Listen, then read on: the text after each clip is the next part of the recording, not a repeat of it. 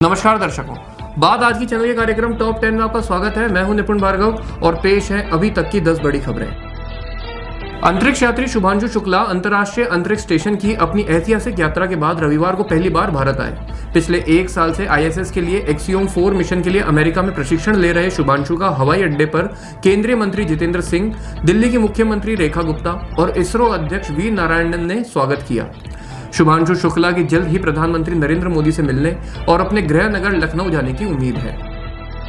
कांग्रेस के पूर्व अध्यक्ष राहुल गांधी ने आज से बिहार में वोट अधिकार यात्रा शुरू की, जो 25 जिलों से होकर गुजरेगी। मतदाता सूची के विशेष गहन पुनरीक्षण के विरोध में जन जागरूकता के लिए राहुल गांधी ने सासाराम से यह यात्रा शुरू की। इस यात्रा में राहुल गांधी के साथ बिहार में विपक्ष के नेता तेजस्वी यादव भी शामिल हुए। इसके अलावा गठबंधन में शामिल अन्य दल और 3 वामपंथी दलों के नेताओं ने भी हिस्सा लिया। मुख्यमंत्री रेखा गुप्ता ने अर्बन एक्सटेंशन रोड 2 को राजधानी के लिए गेम चेंजर बताया। आज प्रधानमंत्री मोदी इसका उद्घाटन करेंगे। इसके साथ एक रोड शो और जनसभा को भी संबोधित किया जाएगा। ये कॉरिडोर दिल्ली को जाम से राहत देगा, 40 मिनट में आईजीआई एयरपोर्ट पहुंचाएगा। एनसीआर में चंडीगढ़ तक यात्रा आसान होगी और प्रदूषण कम होगा। मुख्यमंत्री ने दिल्ली वासियों से अपील की कि वे इस ऐतिहासिक मौके का हिस्सा बने। उन्होंने कहा कि UER2 दिल्ली को जाम मुक्त, पर्यावरण के अनुकूल और आर्थिक रूप से मजबूत बनाने की दिशा में मील का पत्थर साबित होगा। समाजवादी पार्टी की बागी और फिर बीते गुरुवार को निष्कासित की गई विधायक पूजा पाल ने सीएम योगी आदित्यनाथ से मुलाकात की। समाजवादी पार्टी से निकाले जाने के बाद यह सीएम के साथ उनकी पहली औपचारिक मुलाकात है। उनकी इस मुलाकात के बाद राजनीतिक मायने निकाले जाने शुरू हो गए हैं। बता दें कि पूजा पाल 2022 के विधानसभा चुनाव में चायल सीट से सपा के टिकट पर विधायक बनी थी। उमेश पाल हत्याकांड के बाद पूजा का रुख बदलने लगा। वह भाजपा के करीब होने लगी। उनके आचरण और बयानों को लेकर पार्टी में असंतोष बढ़ रहा था। चुनाव आयोग ने आज रविवार को नेशनल मीडिया सेंटर में एक प्रेस वार्ता बुलाई है। इसे लेकर कयास लगाए जा रहे हैं कि आयोग बिहार में मतदाता सूची विशेष गहन पुनरीक्षण को लेकर विपक्षी दलों के लगातार विरोध का सिलसिलेवार ढंग से जवाब दे सकता है। बिहार SIR प्रक्रिया शुरू होने के बाद चुनाव आयोग की यह पहली प्रेस वार्ता है। चुनाव आयोग के सूत्रों ने बताया कि विपक्ष की तरफ से लगाए जा रहे सभी आरोप निराधार और बिना तथ्यों के हैं। रुद्रपुर राष्ट्रीय राजमार्ग पर सड़क हादसे रुकने का नाम नहीं ले रहे। राष्ट्रीय राजमार्ग 109 के लालकुआ कोतवाली क्षेत्र अंतर्गत मुक्तिधाम पुराने Subhash Nagar police check post के पास शनिवार देर रात बड़ा सड़क हादसा हुआ। यहां एक प्राइवेट कंपनी की दुग्ध वाहन और 18 टायर ट्रक की भीषण टक्कर हो गई, जिसमें दुग्ध वाहन पूरी तरह क्षतिग्रस्त हो गया।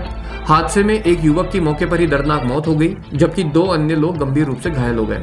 घायलों को अस्पताल में भर्ती किया गया, जहां दोनों की हालत नाजुक बनी हुई है। वहीं पुलिस घटना की जांच में जुटी है।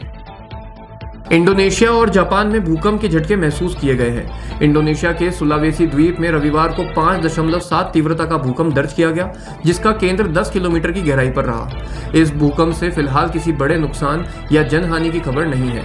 इंडोनेशिया, जो प्रशांत महासागर के रिंग ऑफ फायर पर स्थित है, टेक्टोनिक प्लेटों की गतिविधियों के कारण भूकंप के लिए अत्यधिक संवेदनशील है। वहीं आज रविवार को ही जापान के क्यूशु द्वीप के पास 5.57 तीव्रता का भूकंप आया, जिसने स्थानीय लोगों में दहशत पैदा कर दी। यह भूकंप भी उतले स्तर पर था, जिसका केंद्र 10 किलोमीटर की गहराई पर ही था।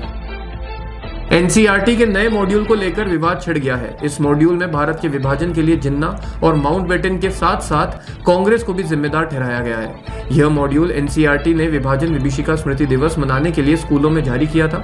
मॉड्यूल में कहा गया है कि विभाजन अकेले किसी एक व्यक्ति का काम नहीं था, बल्कि 3 ताकतों का काम था। जिन्ना, जो विभाजन का प्रचार कर रहे थे, कांग्रेस, जिसने विभाजन को स्वीकार किया, और माउंटबेटन, जिन्हें विभाजन को लागू करने के लिए भेजा गया था। कांग्रेस प्रवक्ता पवन खेड़ा ने इस मॉड्यूल को जलाने की मांग की है। उन्होंने कहा कि इस मॉड्यूल में सच नहीं बताया गया।